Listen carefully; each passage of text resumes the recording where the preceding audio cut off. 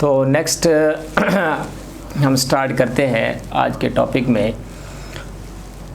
जो हमने previous lecture में कुछ केसेस डिस्कस किए थे यहाँ से कि केस 1 जो हमने कहा था पी डी अगर ग्रेटर देन है पी डी मिनिमम से, तो इसके अंदर क्या है, इसकी ऑब्जर्वेशन ये है कि neglecting the effect of the secondary coefficient for the values of PD greater than PD minimum value of electron crossing the gap make more frequent collisions with the gas molecules that at minimum PD, यहाँ पर कि वहाँ पर minimum PD होगा,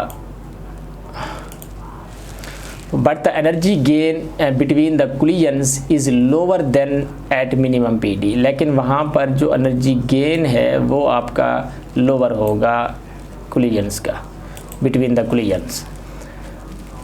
Hence the probability of ionization and collision is lower unless the probability of the ionization and the collision is lower unless the voltage is increased, यहाँ तक कि हमारा वोल्टेज बढ़ जाए ये चीज़।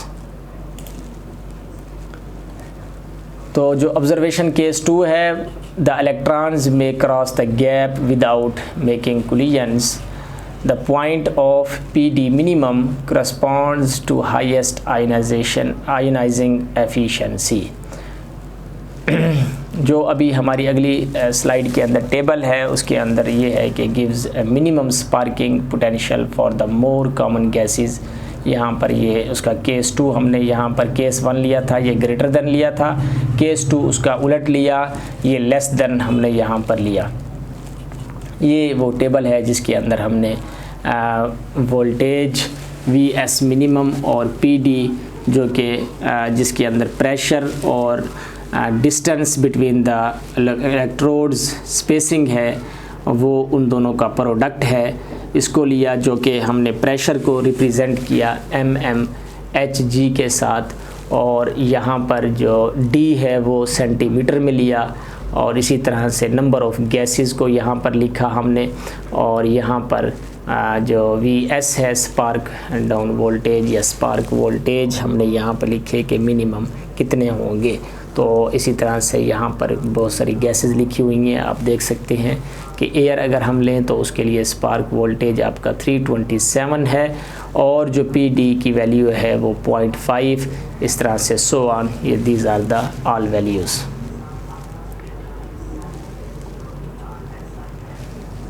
स्ट्रीमर मैकेनिज़्म, तो अब उसके बाद टाउनसेंड के बाद है हमारा स्ट्रीमर मैकेनिज़्म। तो अब यहाँ पर देखें कि जो टाउनसेंड मैकेनिज़्म हमने प्रीवियस स्टडी किया था उसके बारे में ये है कि the Townsend mechanism failed to explain all the above phenomena. ये जो अबव फिनोमिना भी ऊपर वाली स्लाइड्स में आपने देखे हैं, इसको एक्सप्लेन करने में फेल हो गया, एक्सप्लेन नहीं हुआ। वहाँ पर टाउनसेंड के अंदर ये लिमिटेशंस थी। The growth of charge carriers in an avalanche in a uniform field is described by e raised to power alpha d, ये जो अभी हमने पीछे डिस्कस किया था। तो this is valid only as long as the influence of the space charge due to ions is very small compared to the applied voltage। कि ये जो valid उस वक्त होगा as long as the influence of the space charge due to ions is very small. अगर ये small होगा compare to the applied voltage तो फिर ये वैलिड है, अदरवाइज ये वैलिड नहीं होगा।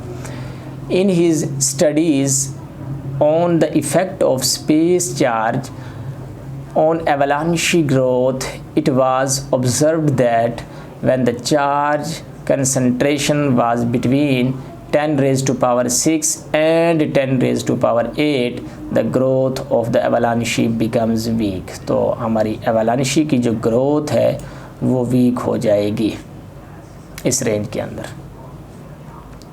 यहाँ पर तो on the other hand when the charge concentration was higher than 10 is power 8, इस वैल्यू से अगर उसकी वैल्यू कंसंट्रेशन हायर होती है, the avalanche current was followed by a steep rise in the current between the electrodes leading to the break down of the gap. तो उससे हमारा break down भी हो जाएगा। Both the slow growth at low charge concentrations and fast growth at high charge concentrations have been attributed to the modification of the originally applied uniform field E by the space charge P। आगे है, for the simplicity the space charge at the head of the avalanche is assumed to have a spherical volume containing negative charge as its top because of the higher electron mobility। और इसके साथ ही हमने कुछ further बातें यहाँ पर लिखी हैं जिनको आप रीड कर लें कि यहाँ पर जो एक इम्पोर्टेंट है वो ये है कि further at the bottom of the avalanche the field between electrons and ions reduces the applied voltage, के उससे फिर हमारा जो अप्लाइड फील्ड है वो भी रिड्यूस हो जाएगा।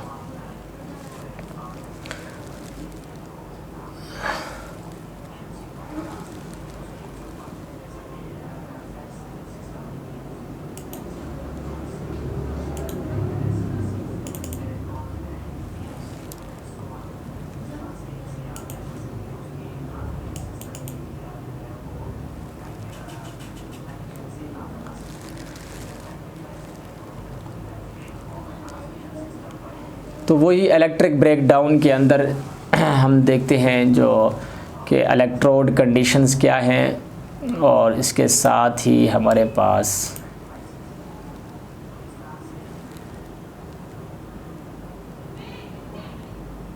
ये वही इलेक्ट्रोड ब्रेकडाउन है जिसके अंदर हमारे पास कुछ इलेक्ट्रोड कंडीशंस हैं।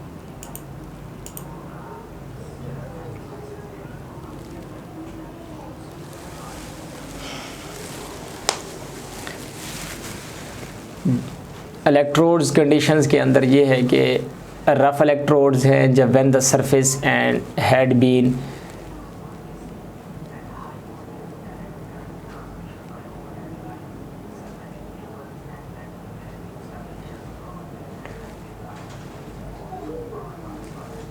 when the surface had been sandpapered but not polish, उसको अगर पॉलिश ना किया हुआ हो तो वो जो हमारे इलेक्ट्रोड की सरफेस है वो रफ़ होती है, और पार्शली कंडीशनड भी हो सकती है, जिसको हम यूँ कह सकते हैं कि in this case electrodes are polished and then subjected to a number of spark.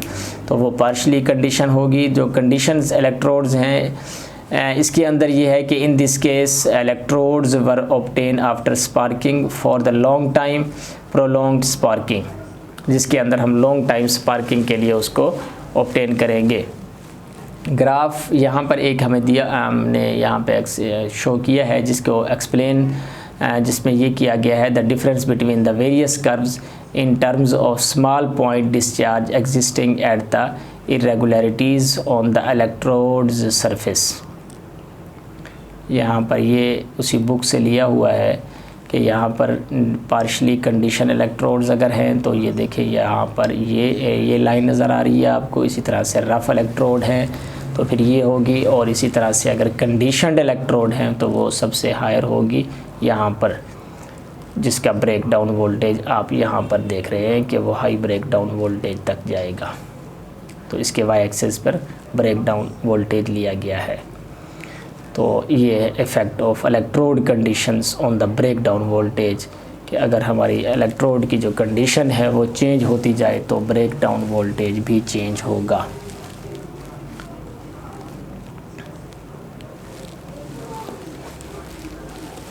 Then the discharges cause the concentration breakdown current and resultant space charge may cause field distortion which gives rise to low spark breakdown voltage।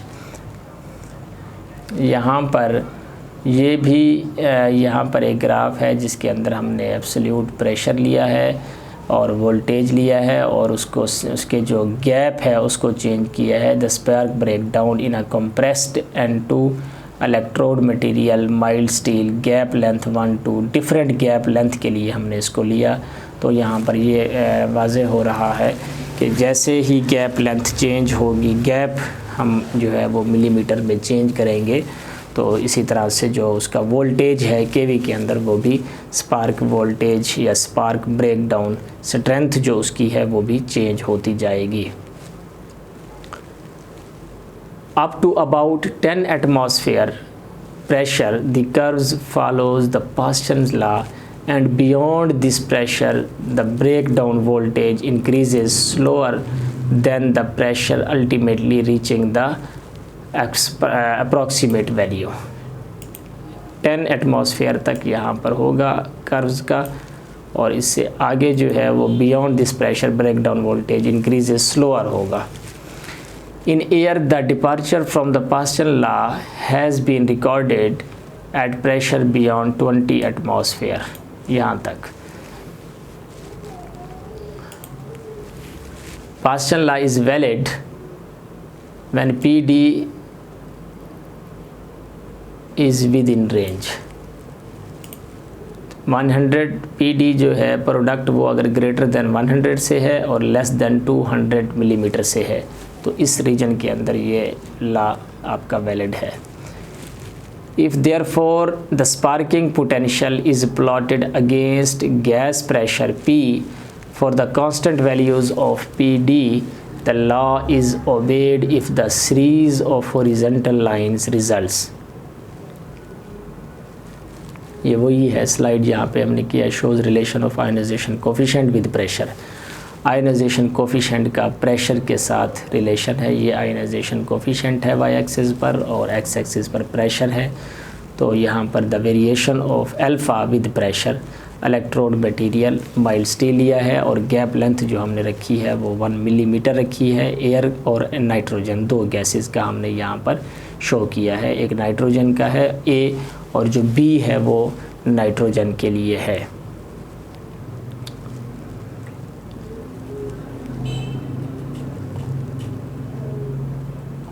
अब यहाँ पर जैसा कि ये अभी हमने एक impulse voltage switching का ग्राफ देखा यहाँ पर, जो कि एक स्टैंडर्ड जो है 1/50 के हिसाब से हमने यहाँ पर बनाया है।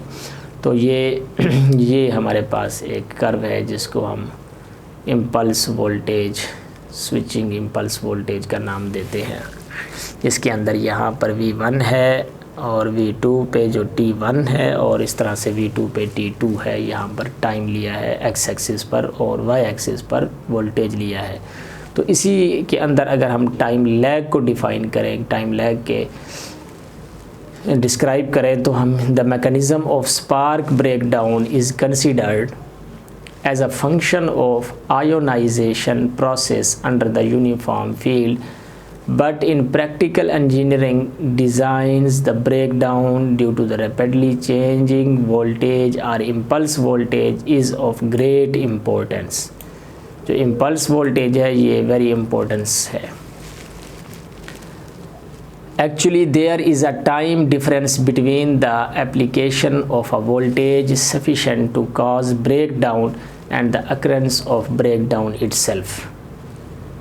This time difference is called the time lag. तो ये टाइम लैग को हमने यहाँ पर डिफ़ाइन किया है कि there is a time difference between the application of a voltage sufficient to cause breakdown, इतने वोल्टेज जो कि सफिशेंट हो ब्रेक डाउन करने के लिए, and the occurrence of a breakdown itself, जहाँ तक कि ब्रेक डाउन खुद एग्जिस्ट कर जाए। तो ये जो आपका टाइम डिफरेंस है इन दोनों के दरमियान, ये आपका कहलाता है टाइम लैग।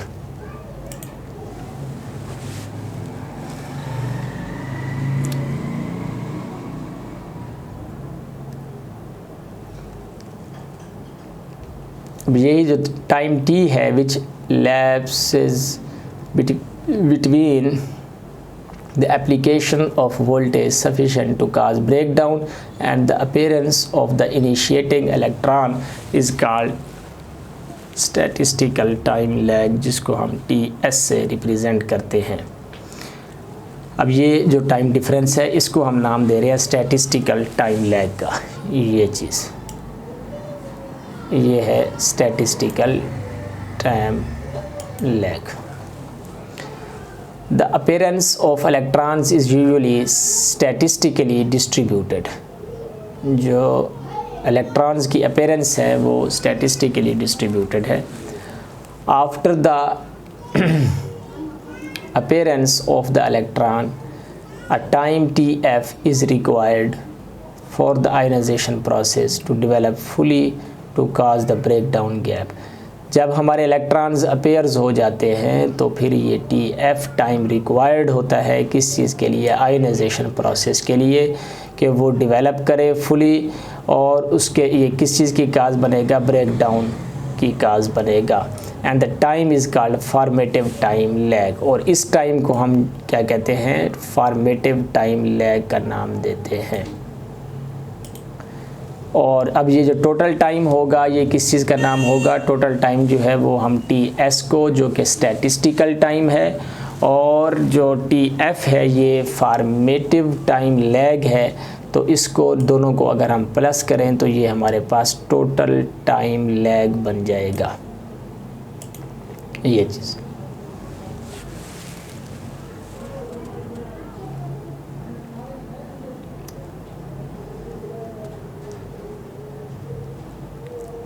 तो नेक्स्ट है हमारे पास impact of surge on various equipment.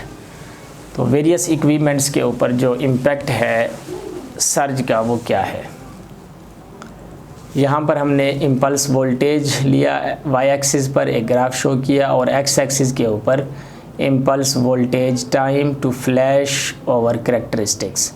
Impulse voltage time to flashover characteristics ली, टाइम लिया यहाँ पर एक्स एक्सिस के, और यहाँ पर हमने कुछ यहाँ पर ग्राफ आप देख रहे हैं ट्रांसफार्मर के लिए, बुशिंग के लिए, और रॉड गैप के लिए, स्फीयर गैप के लिए। तो जो कि हमारे डिफरेंट जो कि इक्विपमेंट्स हैं, इलेक्ट्रिकल इक्विपमेंट्स हैं, उनके लिए यहाँ पर हमने ग्राफ किया। अब हम इनको ज़रा डिस्कस करते हैं कि वोल्टेज टाइम लैग क्या चीज़ है।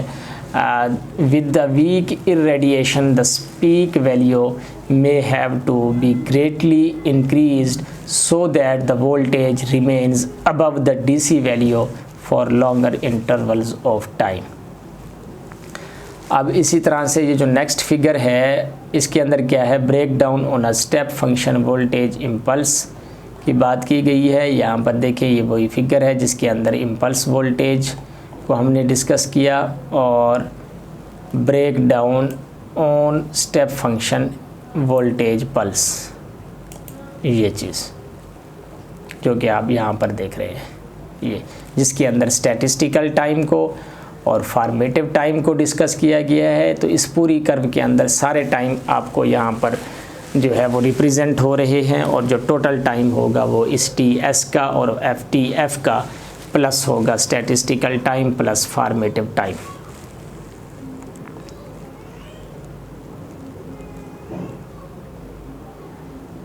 तो ये वही उसी से कुछ पॉइंट्स लिए गए हैं कि जो time requires for a breakdown developing once initiated after one electron is produced in the gap until breakdown takes place is called formative.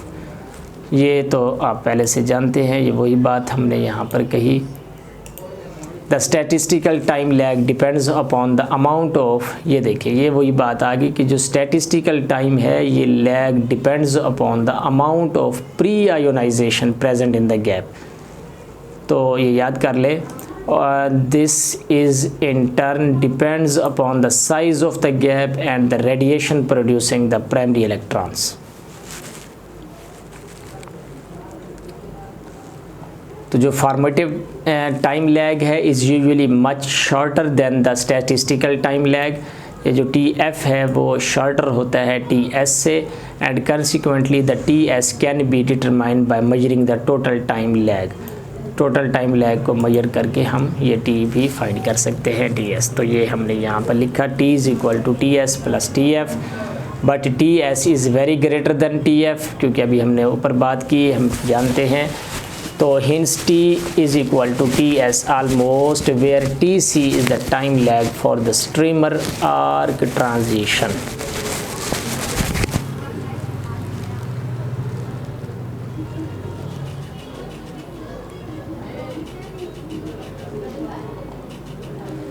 तो अब यहाँ पर हमारे पास यहाँ से फॉर्मेटिव टाइम लैग को अगर हम इसका एक ग्राफ देखें जो कि बुक में गिवन है, जिसको ओवर वोल्टेजेस और टाइम लैग के दरमियान हमने लिया है। वाई एक्सिस पर ओवर वोल्टेजेस हैं और एक्स एक्सिस के ऊपर टाइम लैग है, जो कि formative time lag as a function of over voltage for a 2 centimetre gap between the sphere in air. तो ये इतना कुछ ज़रूरी नहीं है, ये वैसे ही मैंने यहाँ पर दिखाया है आपको। तो यहाँ तक आप इस टॉपिक को देखें और नेक्स्ट फिर हम इसको डिस्कस करेंगे।